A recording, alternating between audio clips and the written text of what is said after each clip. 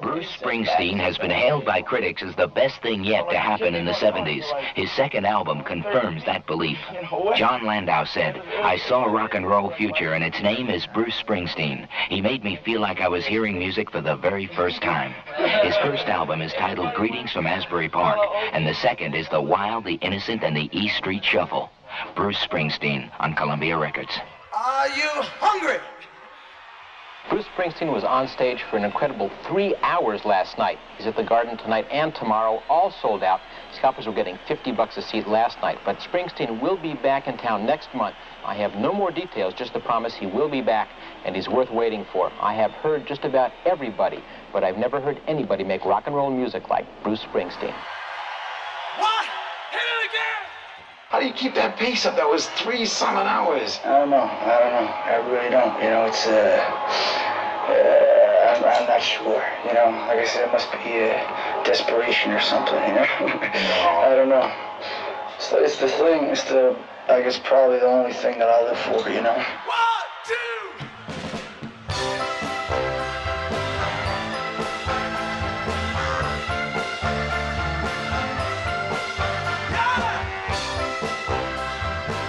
You know, one of the initial things I want to have fun. You know, I just started out doing it for fun. And that's a big reason why I still do it. I'm lucky that I can make a living at it now, you know? And the day it stops being fun probably be the day I stop doing it, you know? If you want an audience, well, you gotta like get off your ass. You gotta go get it, because, you know, they're not gonna come, oh, hi, you know, walking around knocking on the door, hey, oh, you're so great, you know, they're not gonna, you know, that's like a bunch of jive, man, you know? It's like, if you want it, you better go take it. You better go work for it, you know? And that's what I'm interested in.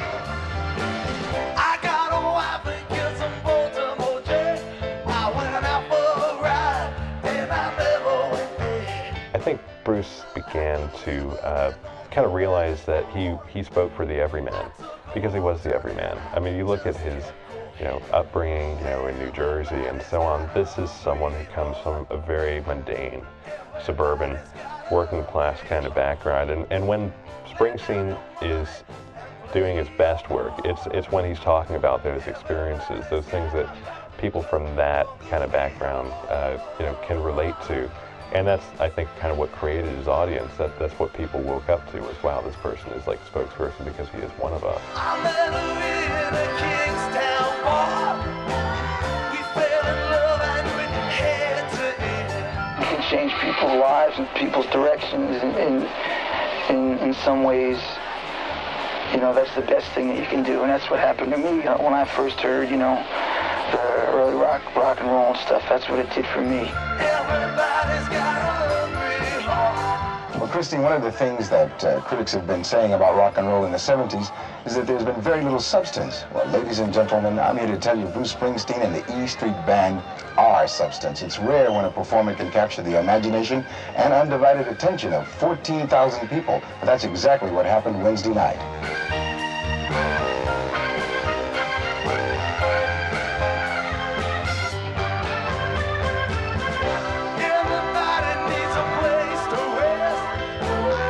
I don't think you can take the opportunity to perform away from Bruce Springsteen. I mean, if he had no opportunity to perform, he'd perform anyway, because that's at the end of the day, that's who he is. Yeah, he's a songwriter. Yeah, he's a recording act. Yeah, he's a great guy from New Jersey. But most of all, he's a performer. He is about the performance. And the records are an anticlimax to that, and they always will be. Everybody's got a hungry heart.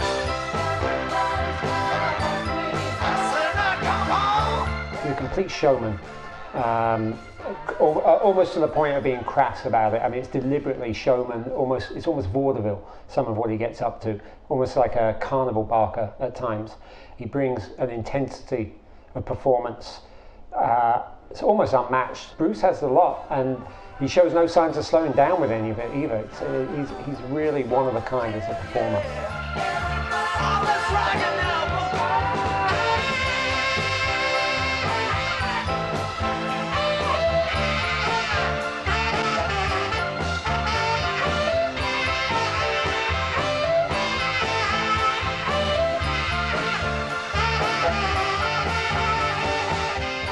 Right out of college, I knew I wanted to be a recording engineer.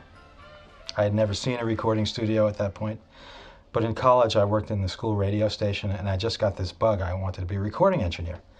So I started applying to studios around, and there's this one near where I live here. It's 30 miles north of Manhattan, called 914. And after convincing the guy to hire me, he said, okay, you can start. And my first day, I went into the studio, and it was Bruce Springsteen's first day on his first album.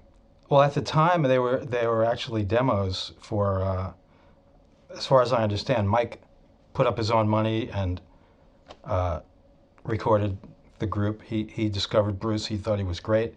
He brought him into the studio, and they started doing some songs. It was bass, drums, guitar, and organ and saxophone. That was the lineup at the time. I was really impressed with the music. I thought it was great. Of course, it was my first gig in a studio, and my friend said to me, oh, you'd think anybody was great. It's your first job. But no, I was telling people about Bruce. I just thought he was incredible. Becoming a man, which everybody's supposed to be on the way to being. That is, all you guys. It could be a song about becoming a woman, too. But I don't know.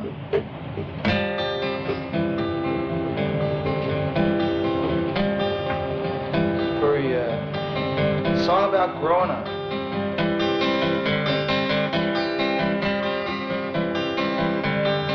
Well, I stood stone like at midnight. Every performer who ever comes along is usually called a new something or other. And Springsteen went through years of being called the new Bob Dylan. It's understandable. Very poetic singer-songwriters. There's absolutely no doubt that Bruce was influenced by Bob Dylan. You know, Dylan was influenced by Woody Guthrie, and you know, and so it goes backwards, and that's how these things go. I think what Bruce had was he's got some of Dylan's kind of one man and his guitar singing about you know, the working man, which Dylan did early on, and then he became his own person. I was open to pain and crossed by the rain, and I walked on a crooked crutch. I strolled all along the fallout zone and came out with my soul untouched. I hid in the clouded wrath of the crowd, but when they said sit down, I stood up.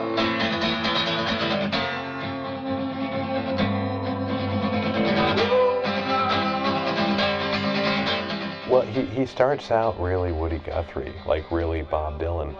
I mean, there's a lot of comparisons that are drawn between him and Dylan. And they're obvious comparisons, but they're also slightly superficial because there's something fundamentally different about those two artists, and that's that there's something about the way that Bruce Springsteen weaves his narrative that makes it seem as though he's talking from personal experience, whereas Bob Dylan kind of has that kind of poetic detachment where he's telling a story but not necessarily his. I think in those early days he was tremendously enjoying playing with words, and to some extent the wordplay was inspired by Dylan, just the sheer joy of messing about with words, you know, producing multiple rhymes within a single line and all that kind of thing. But he, on the whole, he wasn't following Dylan's subject matter or anything like that.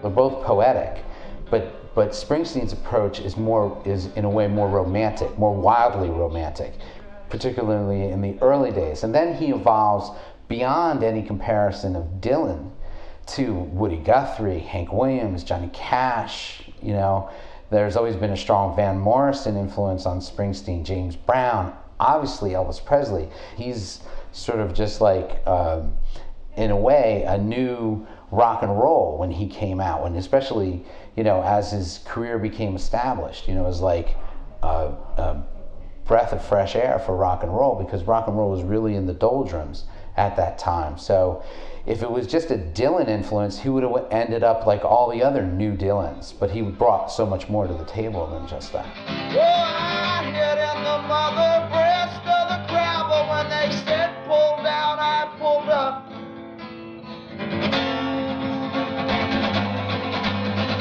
Oh, people say you should write about what you know. Well, Bruce knew about growing up in New Jersey. He grew up close to Asbury Park. You know, Asbury Park was this great seaside town that really died a death in the 70s and 60s, 70s and 80s. I mean, it's still down. If now it's turning around a bit. He watched that kind of place die around him. It's very poetic. You know, there's a lot of visual imagery, and he, I think, very early on identified himself with that town. There's a song about the circus. New Jersey doesn't really have a sound. It has a really large music scene, and Springsteen opened the door for New Jersey's music scene, but it's never really had a particular sound. It's actually Springsteen that's colored any kind of sound that came out of New Jersey. The sounds of Asbury Park, he is in a way the architect of that, along with Southside Johnny and Little Steven. So Springsteen's colored that New Jersey sound.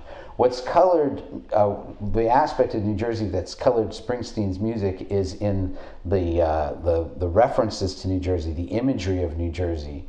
And that's almost on every single one of his albums in some way or another.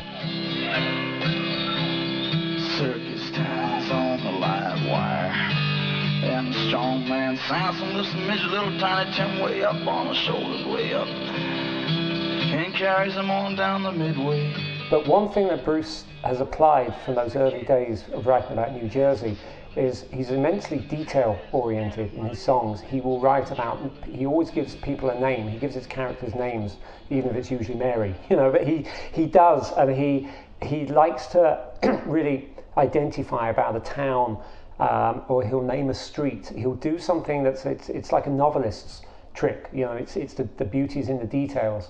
And I think that's something he picked up from those first 2 or 3 albums of writing an awful lot about New Jersey and the dream that a lot of people, kids, teens have in New Jersey when they're 50, 60, 70 miles from New York City and they see New York City as being the be-all and end-all. And you get a lot in those first couple of albums, first 3 albums, about this idea of escape. And that escape is really getting in your car, because New Jersey's full of highways, and getting in your car and somehow making it into New York City and the big bad New York City. Very, you know, really, it's a drama that's gone through his records.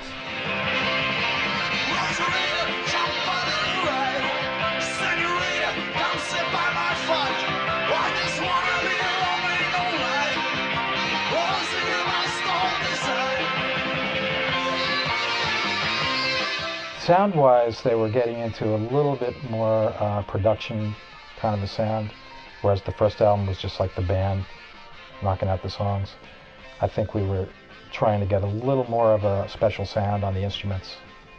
Well, I guess on the first album, they were just playing as a band and letting it happen. And then on the second album, I think they were trying to define the sounds a little more, trying to be a little more creative with the production. Bruce really wanted it to be a live sound, and they would do many, many takes. Sometimes they would do 100 takes on a song, because he was really going for the vocal. And whatever the band played when he got the vocal was the take. And he really didn't want to piece it together like a lot of people would do. He just wanted it to be a live take.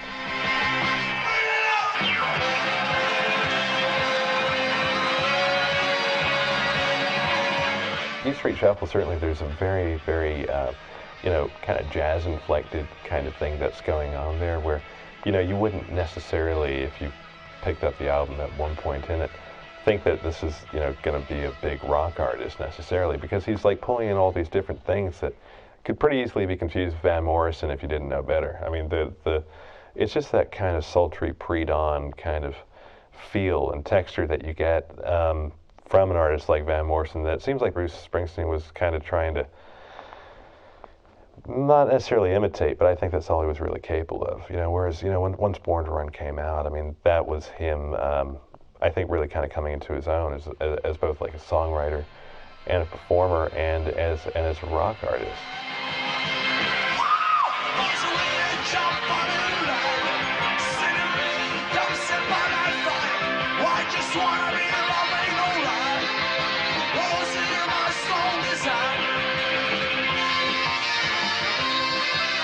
Bruce's first 2 albums weren't really very successful, and he's kind of probably on his last roll of the dice with his record label, CBS Columbia. You know, he's got a lot of acclaim. It's not an uncommon scenario. He's known. He's popular with the critics, but he's not selling records. And I don't know if the pressure helped or what it was, but Born to Run just pulled everything together.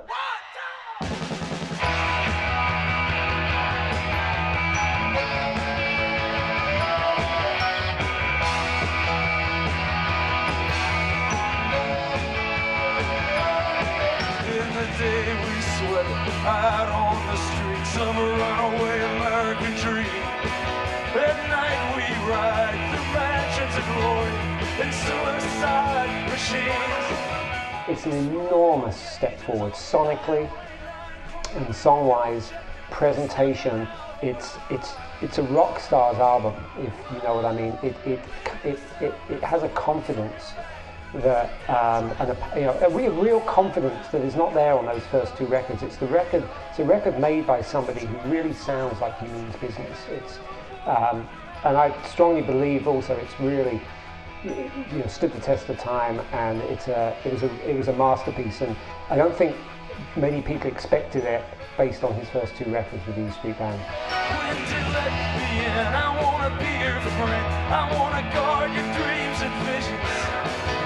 Just wrap your legs around these velvet rims. Strap your hands across my engines. Together we can break this trap. Run till we drop.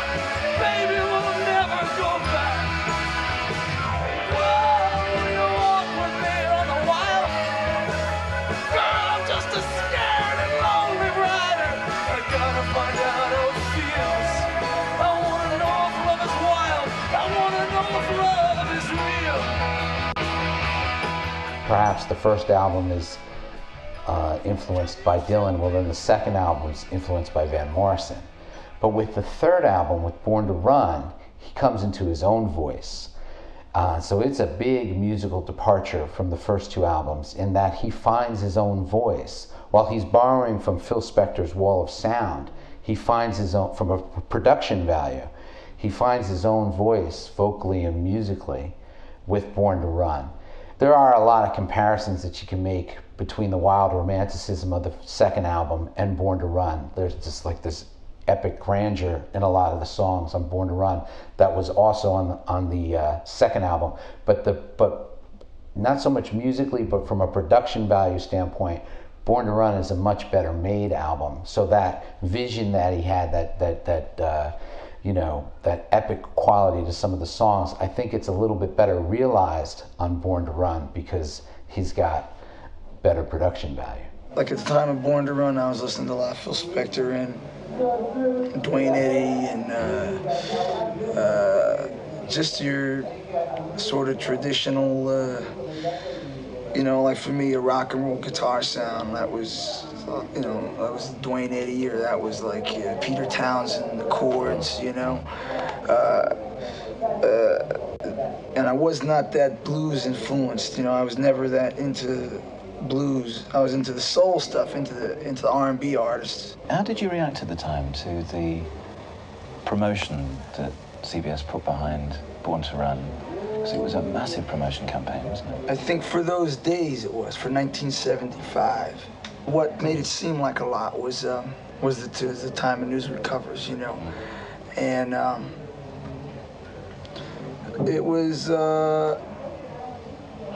it was a funny kind of thing. Plus, there was a lot written about it. There was a lot written in the press. There was not like a lot of ads. It was like something that it was just focused on by the media in general at that time. So it seemed like I think a bigger campaign than it was. It was a big thing,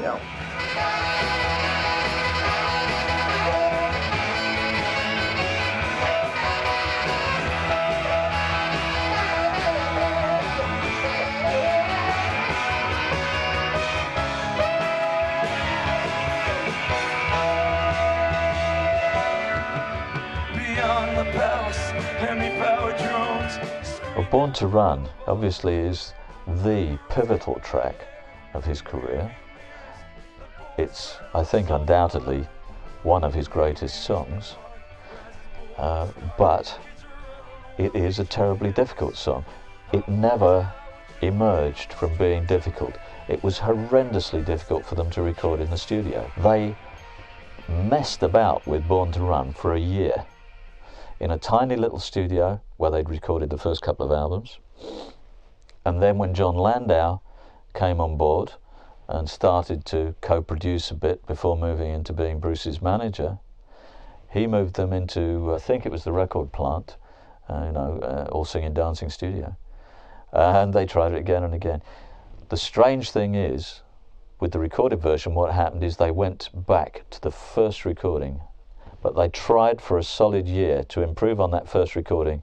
It isn't an easy song, and the way he writes is never easy for the musicians, I think, partly because of this way he'll overwrite, if you like, and then insist on jamming stuff into the song, you know. So he's constantly wrestling with the material. I've got to get this in here, you know. It's like that. You feel, yeah, get in there. These are all crucial parts, you know. It's got to be there. So he'll force it in, kind of thing. And then sometimes, I suppose, the song goes blah and explodes on him, you know. And it's probably always like that. Anytime he's going to play it with the band, that's just always a challenge. A lot of those songs he was writing back then are just always going to be a challenge like that. They've got a wildness about them.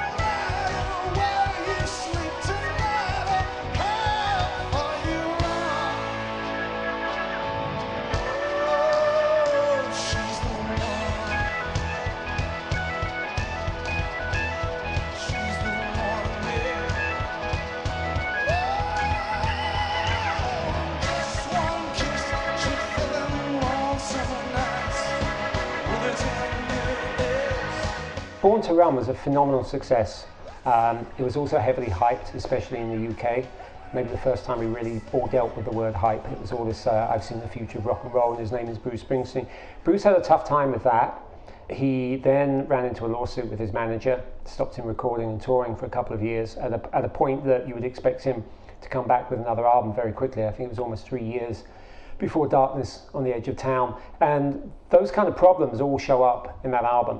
I think to some extent that album is, I think if you look at Born to Run being an attempt to achieve the American dream, which is for most people fame and fortune, Darkness on the Edge of Town is an answer to that. It's the flip side of the American dream. It's actually examining the the negativity.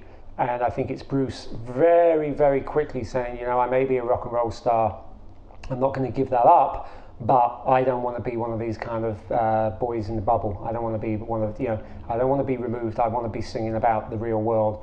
And songs like the title track, Badlands, he really, there's stuff like that on his first 3 albums, but I think he recognized the darkness in the world at large, and I think especially in his own fame. And I think there was a decision made that early on that he was not going to just go and become some removed, distant superstar.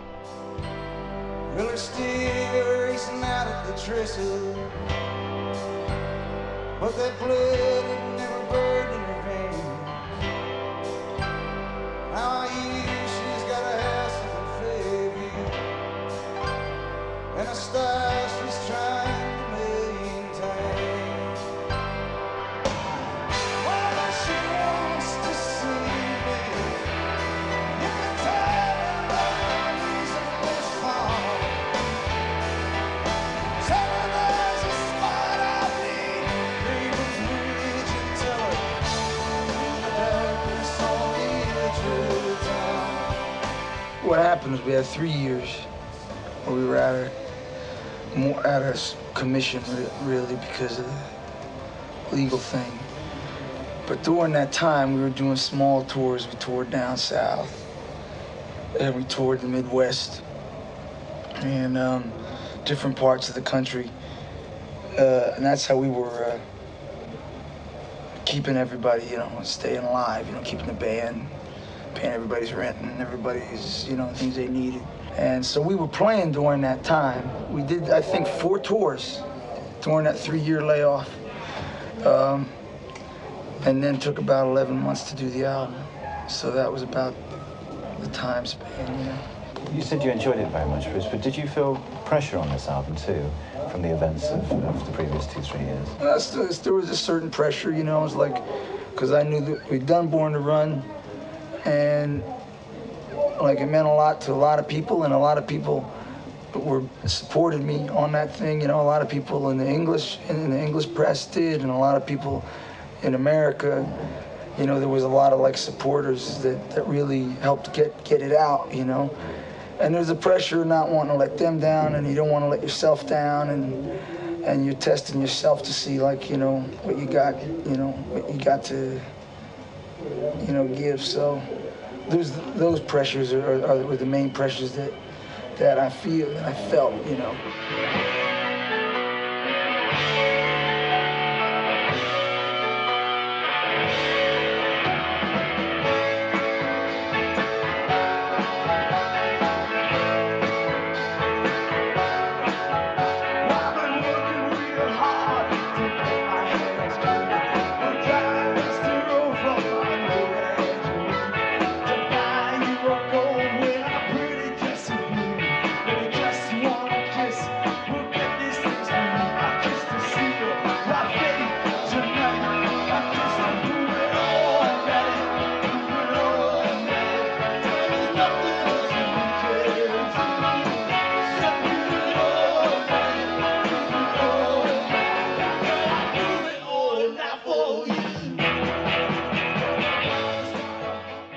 Definitely flows out of Springsteen experiencing sudden stardom, having been a sweat-stained worker all his life and penniless. But chiefly it was about experiencing stardom, experiencing all that attention, experiencing the adulation, questioning it from the outset, which I think is one of the strengths of his career, is that the moment he got adulation, the moment he got fans other than local people he knew, he was questioning it, he was worrying about it. It didn't seem right to him, it didn't sit comfortably with him. The whole of Darkness on the Edge of Town is definitely a reaction to that, and it is a bleaker view in all sorts of ways, whether the songs are semi-autobiographical or whether they're about other people.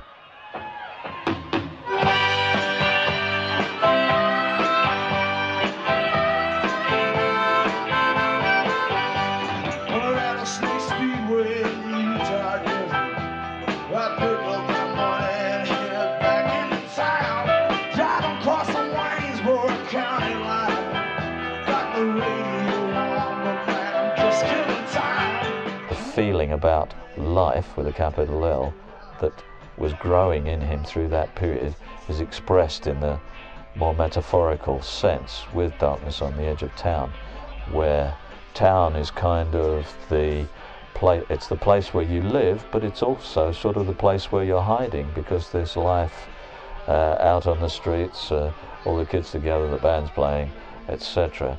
In a sense, that's an illusion, and so you get what I think is this very powerful image of you come to the edge of town, the street lights stop quite literally, and there's the blackness.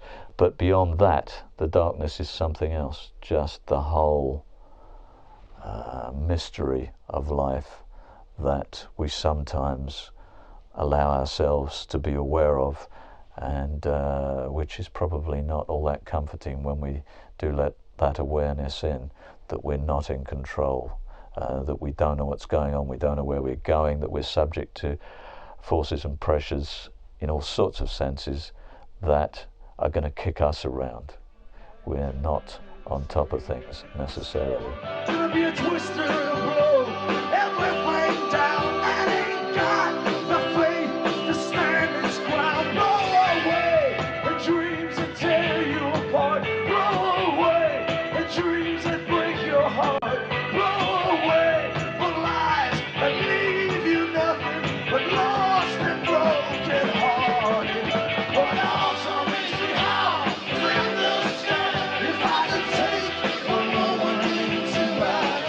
I think The River was a real Bruce Springsteen triumph. I really do. People sort of joked about how it was all songs about cars, but they're songs about broken cars. And I think he got in at that point, and he understood that if he had a responsibility as a songwriter or a path as a songwriter.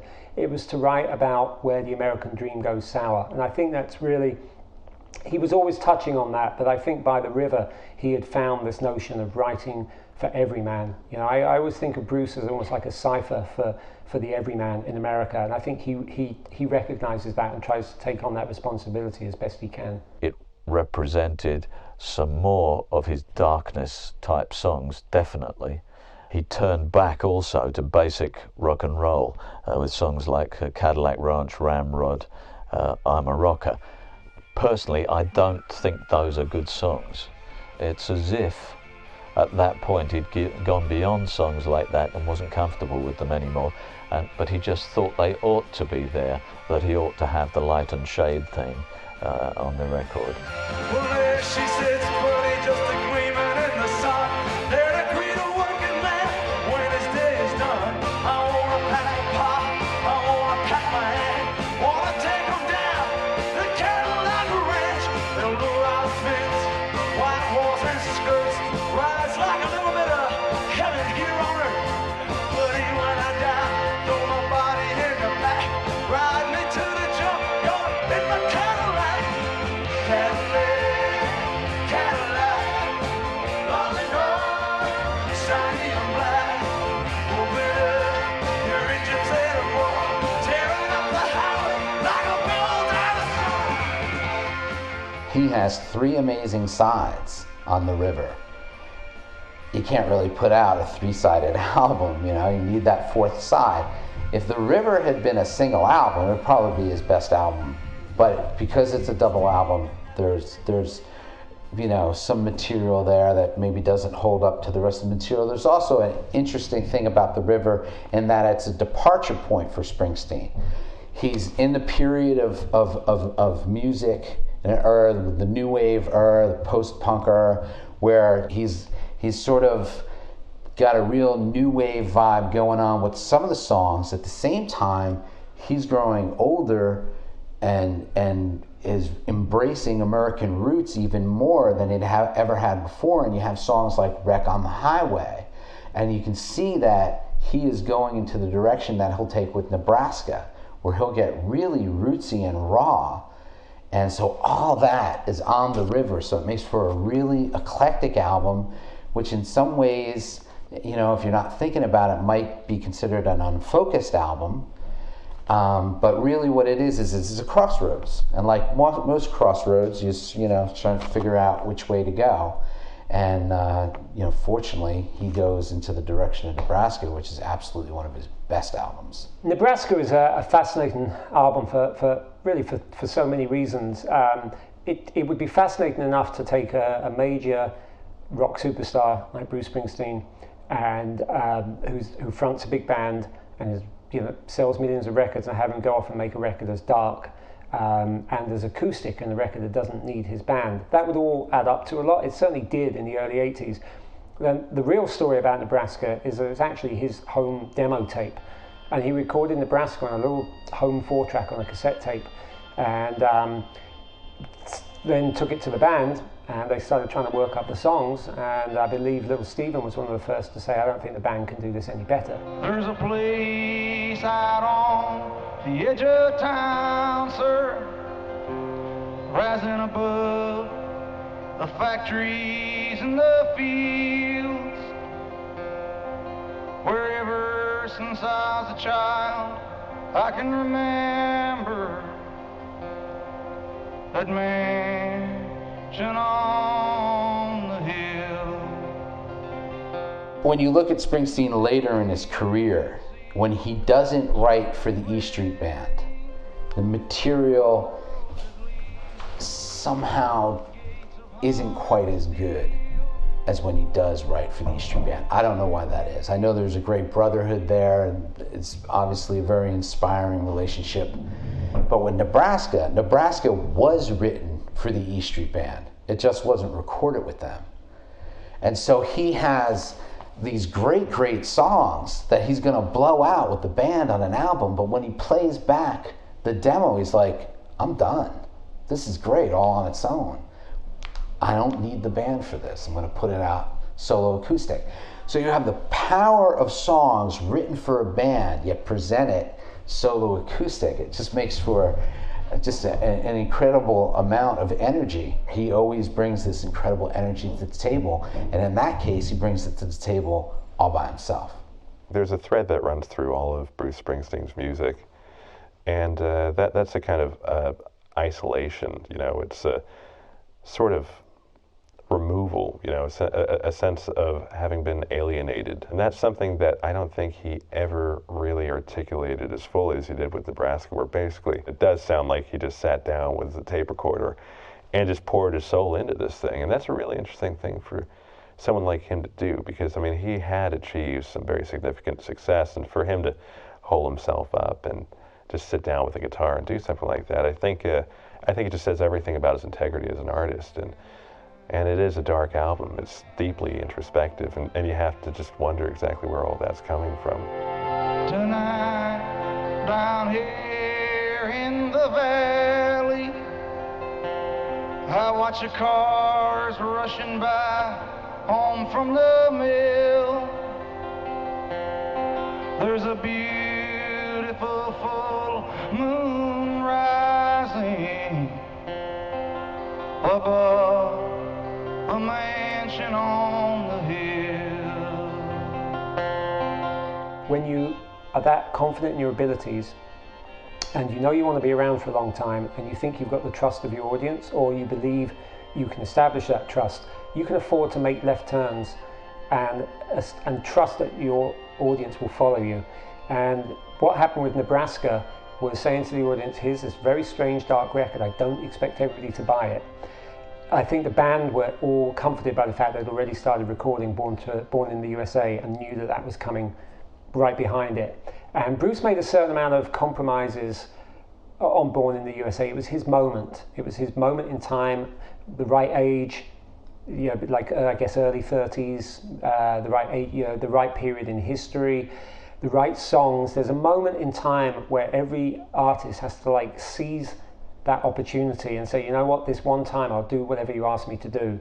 And if that means 7 singles off an album, if it means a bunch of videos, if it means touring for 2 years, you do it because you think, you know, I may only have this one chance to really capitalize on everything I've ever worked for. I have a feeling that Bruce very consciously did all of that with Born in the USA, knew full well what he was doing, and probably felt even halfway through, I won't ever need to do this again. I'll be financially secure, but I'll have made my impact and I won't need to do this again. So it's this just, it's the biggest record of his career in every sense of the word. 1, 2, 3, 4!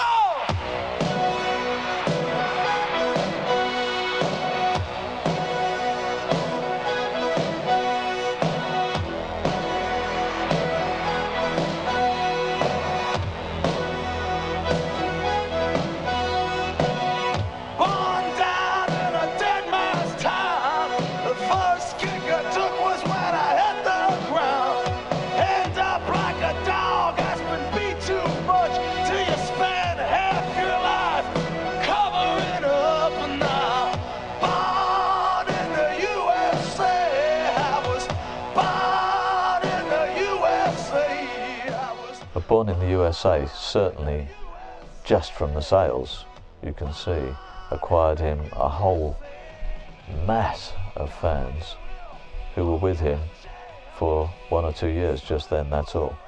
His previous top-selling album sold about 5 million. Born in the USA sold about 17 million within 2 or 3 years. His next album was back down to 5 million. So it drew an awful lot of attention to Springsteen and his music for a short period, but not necessarily a mass of people who would explore his other work. Come back home to the refinery. Hiram man said, son of it was up to me.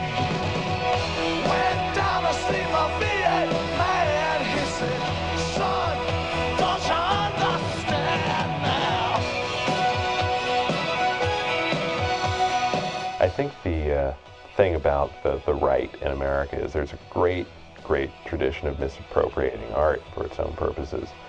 And yeah, obviously, Born in the USA, it's no secret, It's not an anti-war song, it's about Vietnam veterans coming back from the war and finding that they had been alienated from society that they had theoretically been sent out to protect.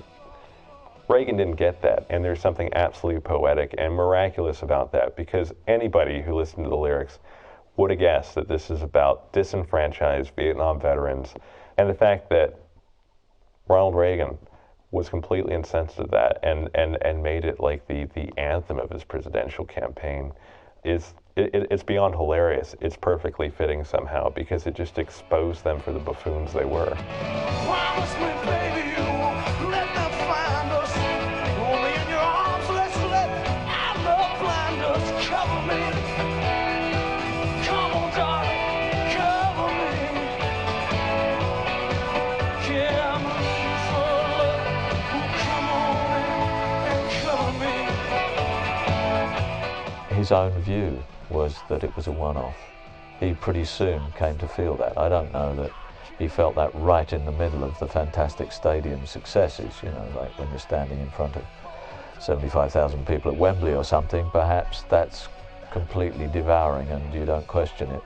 But in terms of the whole experience, he did question it. And so that's at least part of the reason that the following album is so much more quiet and intimate and domestic. There's one record that you can just pick up that is kind of really unpretentious, not trying to make a big statement, not stripped down to the core, not political, a great singer-songwriter album full of just very, very good songs.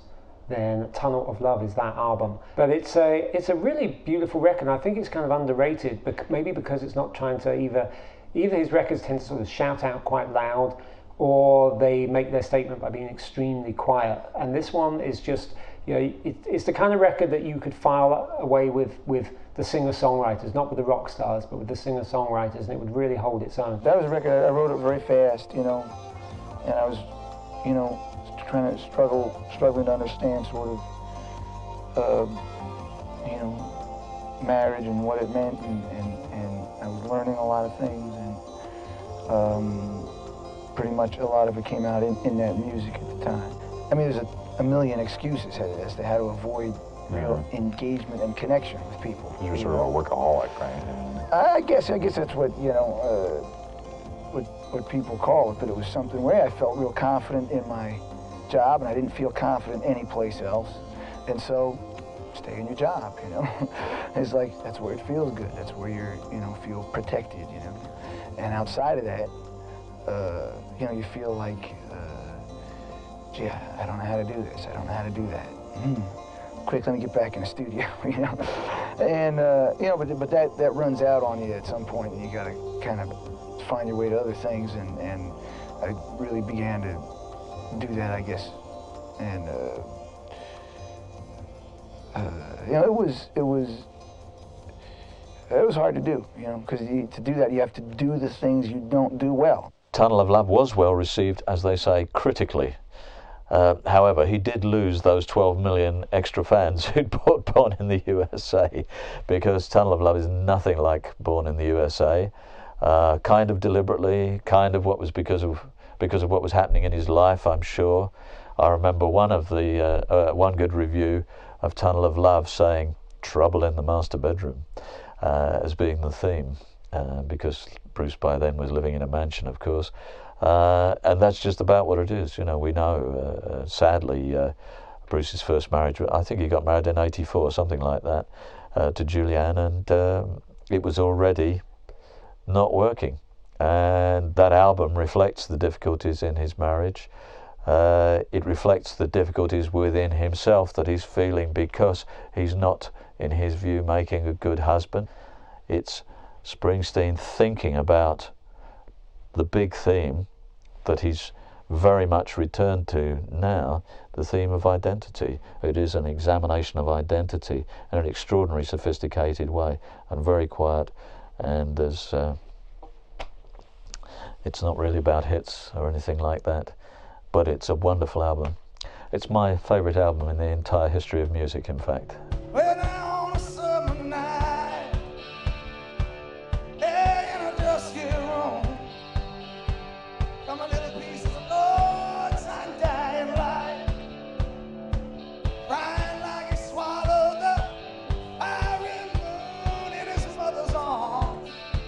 played with the E Street Band for some of the guys since we were 18, you know. And I think I got to a place where I really felt at the end of the Born in the USA tour that there was some sort of like, it felt like we'd finished something somehow, you know. And I started to kind of experiment recording sort of by myself sometimes, and did a Tunnel Love record like that, and I did a Nebraska record like that, and really during most of the 80s, I guess Born in the USA was the record that I recorded with the band as it was, you know. And I felt like I'd gone a long time really playing with you know, with the same people, and I hadn't had a chance to sort of, you know, just go out and see what other people are going to bring to what I'm doing. And I think that you got, you know, there's some responsibility to try and step out a little bit, you know.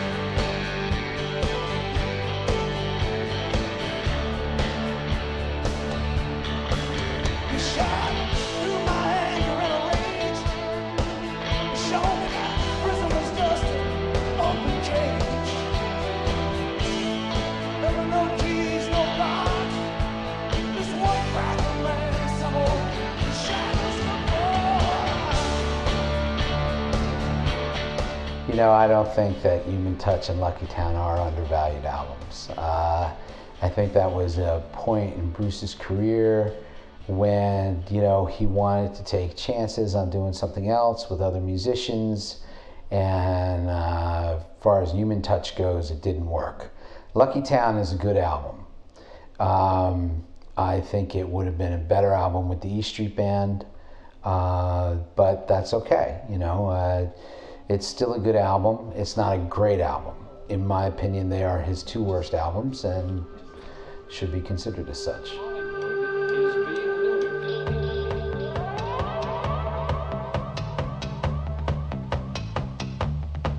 I bought a bourgeois house in the Hollywood Hills, a trunk load of $100,000 bills.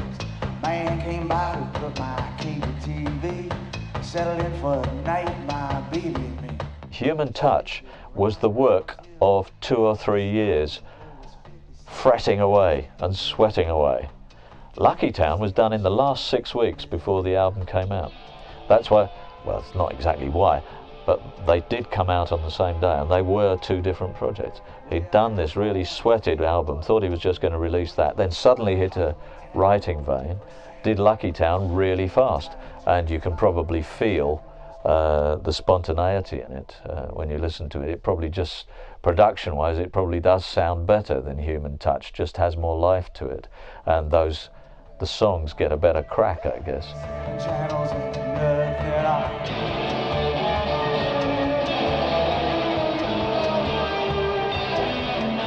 On these records, I had a little bit more of an opportunity to get back to the guitar a little bit, you know, and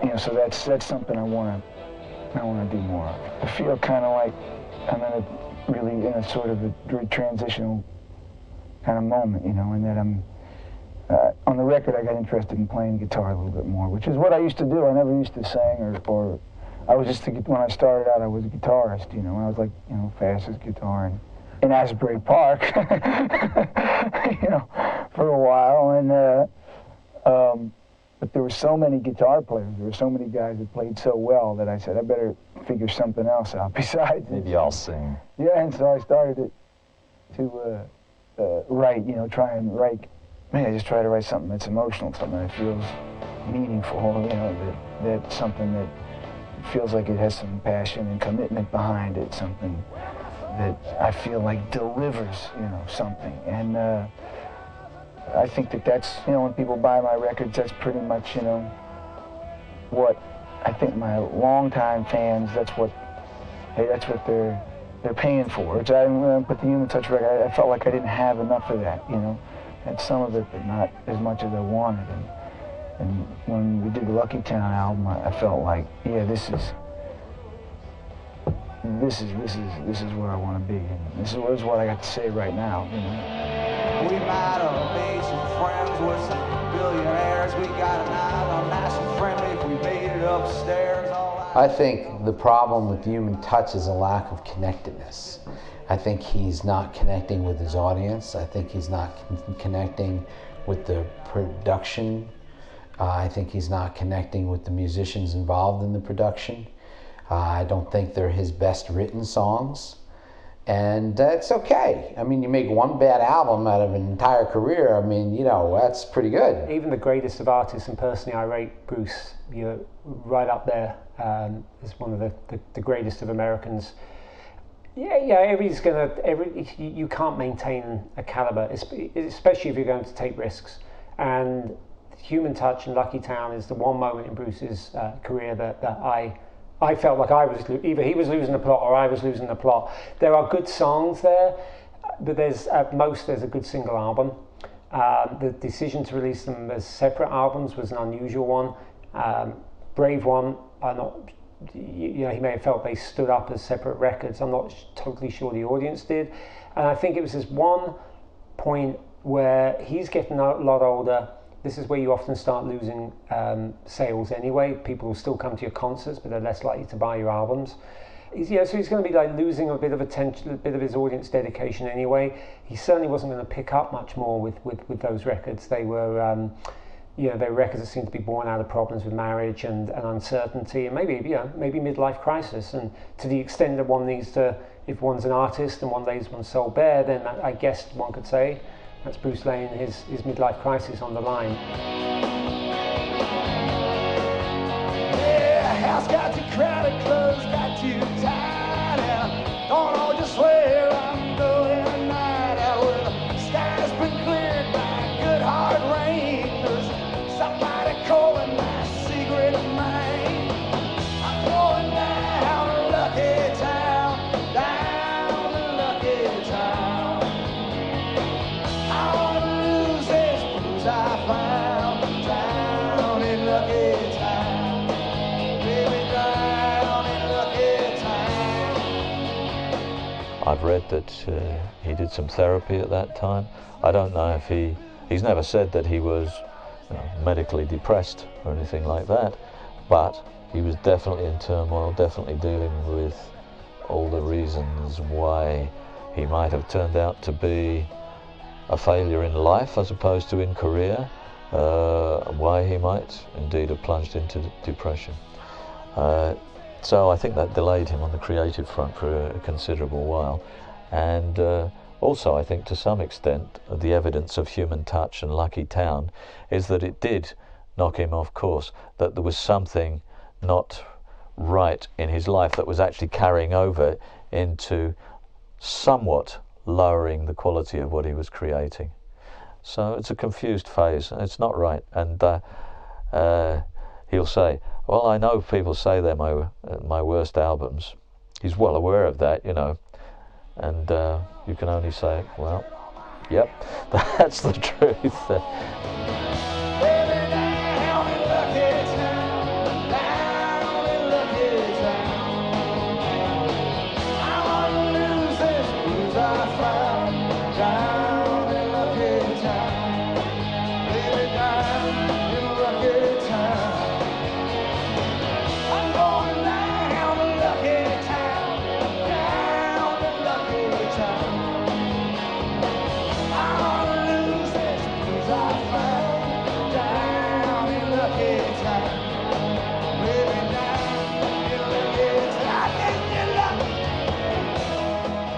Back Born in the USA, Bruce's politics were misunderstood. You know, he tried to bury them in the songs, and rightly or wrongly, that whole issue with Reagan trying to co-opt the song Born in the USA, he didn't really speak out, and I think he felt like he didn't want to get involved. I can't speak for him. I wonder if, in retrospect, he felt like it was a mistake not to come out and be more clear about what his song said. And I think, you know, the chance to write Streets of Philadelphia and have that used in a movie about AIDS gave him a chance to really say, you know, I'm not just this working class hero, this anthemic rock hero, or the person who's made these these ballad albums, but I can find this middle ground. You know, I can have a song that will stick in your head from a movie. I can write a song that's politically direct and works on its own as a pop song. It impacted a lot of people. It was just used very, very wisely. You know, like just used extremely wisely, and I think it's played a much bigger role as a result in his career than most people's lone 1 or 2 songs for movies would do. I was bruised and battered, I couldn't tell what I felt. I was unrecognizable to myself. Saw my reflection in the window, didn't know my own face. Oh brother, are you gonna leave me wasting away on the streets of Philadelphia?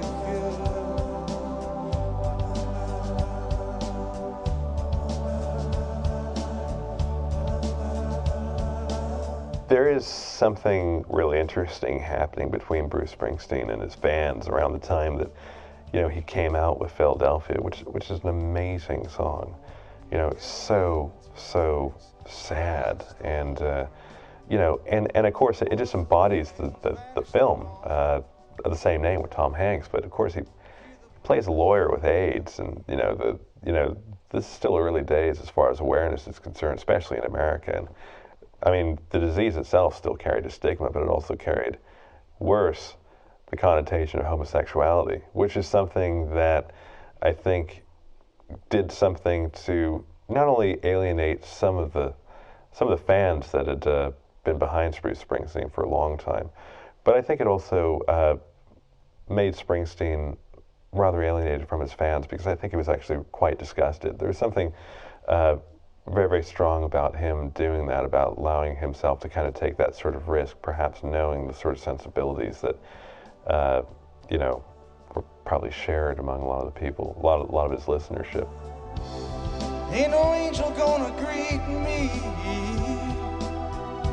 It's just you and I, my friend. And my clothes don't fit me no more. I walked 1,000 miles just to slip this skin. As far as I can see, makes sense to me. He says it too. It's like the song that led him into the next phase. The sound, somewhat related to the sound of on the Tunnel of Love album, the quieter songs with a keyboard ambience. I think he'd used a bit of that on Tunnel of Love, but it became more of a motif from then on. That it's mainly about just a mood setting from a synthesizer or other keyboard, ambiently behind the voice, and then all you concentrate on is the voice. It was a fantastic challenge, and he pulled it off, I think, and it's a beautiful track, just beautiful. On the streets of Philadelphia,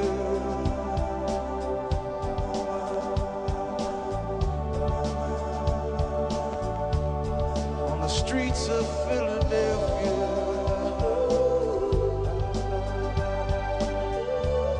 I think he was trying to perhaps re-achieve the kind of credibility that I think he was beginning to lose with 2 of his previous albums, simply because, you know, I think that he no longer represented what people wanted to be. He was no longer, you know, heroic in what he was doing.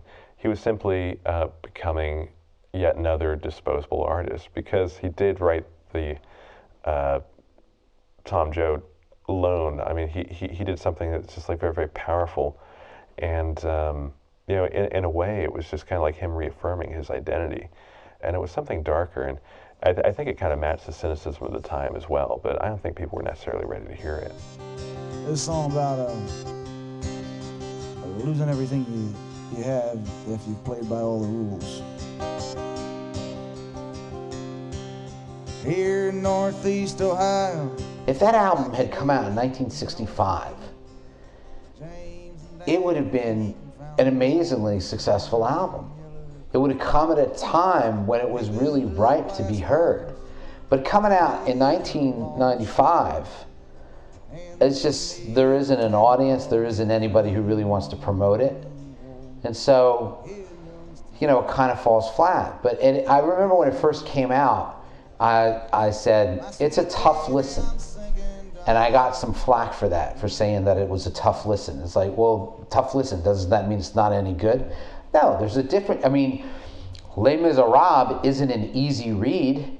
You know, it's not, you know, some romance novel you read on the beach. It's a tough read. You have to muscle through it. There are albums like that where you know, this wasn't meant as a form of entertainment. This was meant as a statement. At a different time, it would have been a more powerfully heard statement, but at the time it was released, I don't think enough people really wanted to listen to it. Here in Youngstown, here in Youngstown, my sweet Jenny, I'm sinking down, here down in Youngstown.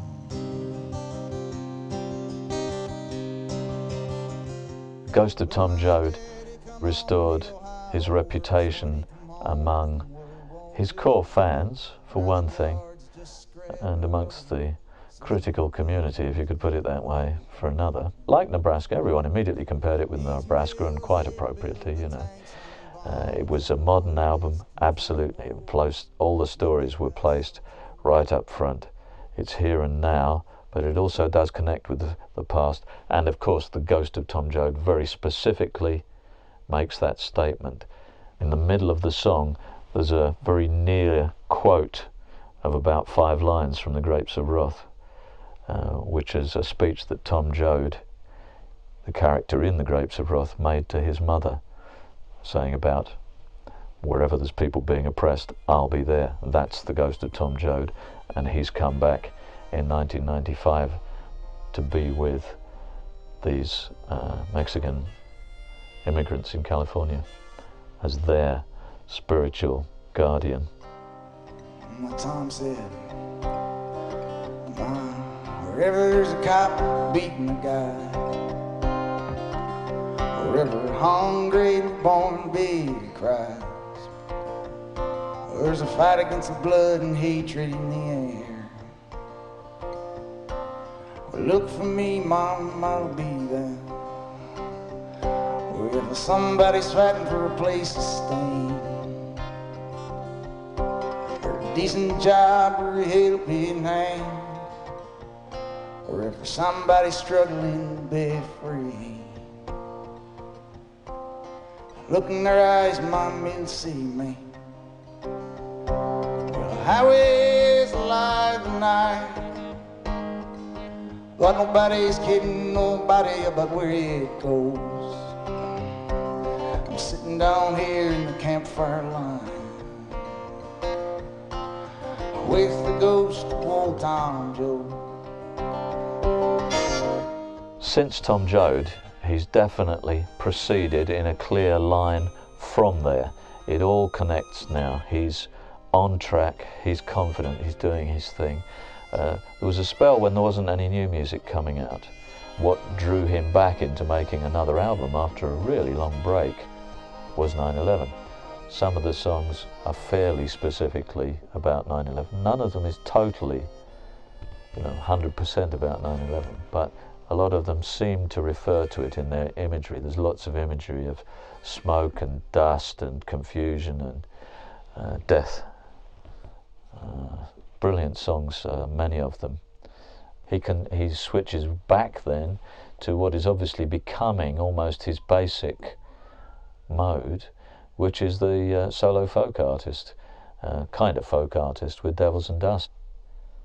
Largely, it's not exactly a solo album because there's quite a lot of other stuff on it, some keyboard ambient sounds, some string section stuff, 1 or 2 other odd players on different tracks, but it is that largely a solo feel to it. And in 2006 what he's singing is the Pete Seeger songbook. So here we go, drawing that line again through American music. Pete Seeger recorded with Woody Guthrie and Leadbelly in the 1940s. They were at the absolute forefront of the radical left folk movement in the 1940s. It's like nothing you've ever heard from him before. It's not the solo folky at all. It's a folky with a band. Of course, it's also his first ever album of covers. None of them are songs that he's written himself. And, well, there we are. And he's still moving along. That's the thing. Full of energy, obviously. Really knows what he's about. Really focused, in amongst all of that hoo-ha, on the need for a change in American politics and the role that music can play in it. That's absolutely clear. I hope that Bruce Springsteen goes on performing live forever. He always brings that energy to the table. I think he always will in one way or another. His audience is growing older with him, and that exhausting quality to his performances remains because we're all getting older. You know, we try to keep up with Bruce. It's really hard, and I think it's always going to be like that.